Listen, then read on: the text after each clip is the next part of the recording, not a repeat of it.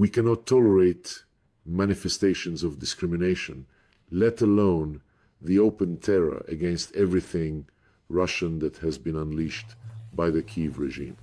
The Ukrainian followers of Bandera and Shukevich are systematically and legally eradicating everything that is in any way connected to Russia. The Kyiv regime harbors a particular hatred for the Russian language, imposing numerous bans on its use. Russia will not abandon Russians and Russian-speaking people in trouble.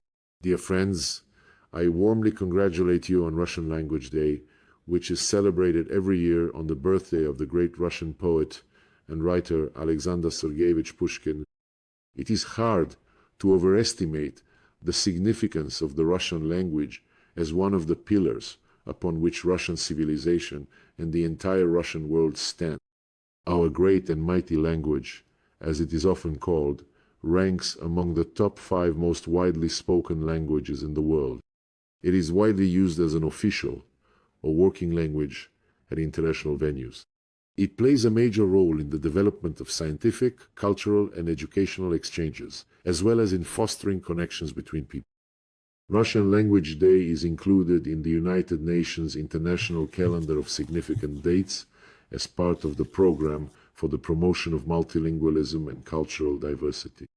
The spread of the language of Leo Tolstoy and Ivan Turgenev, as well as Russian culture, throughout the former Soviet Union objectively contributes to the creation of a space of peace, security, economic, and humanitarian cooperation in Eurasia.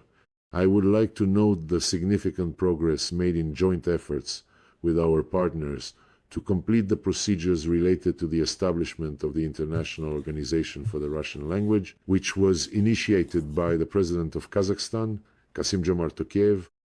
It is important that this organization is open to all countries without exception, where the Russian language is known and loved, and where people wish to study it. I expect that this organization will begin its work in the very near future. And of course, in the year of the 80th anniversary of the Great Victory, we gratefully remember that the soldiers of the Red Army, who saved the world from the horrors of Nazism, also defended our right to speak our native Russian language. In 1942, the outstanding poet Anna Akhmatova wrote about this in her poem Courage as follows: "It is not frightening to fall under deadly bullets, nor bitter to be left without a roof. And we will preserve your Russian speech, great Russian word. We will carry you free and pure, and pass you on to our grandchildren, and save you from captivity forever." The great Russian word resounded in accusatory texts documenting the crimes of Nazi war criminals, including at the Nuremberg Tribunal. It strengthened fighting spirit, offered comfort, and affirmed the inevitability of the triumph of good over evil. The works of art created during the years of the Great Patriotic War rightfully belong to the golden treasury of Russian and world culture. Respect for the Russian language, for the great culture created in it, and for the people who speak Russian is extremely important to us. We cannot tolerate manifestations of discrimination, let alone the open terror against everything Russian that has been unleashed by the Kyiv regime.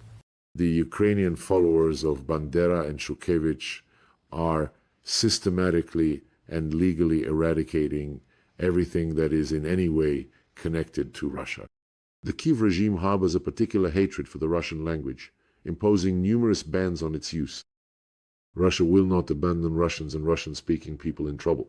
We will certainly ensure that their legal rights, including the right to speak their native language, are fully restored.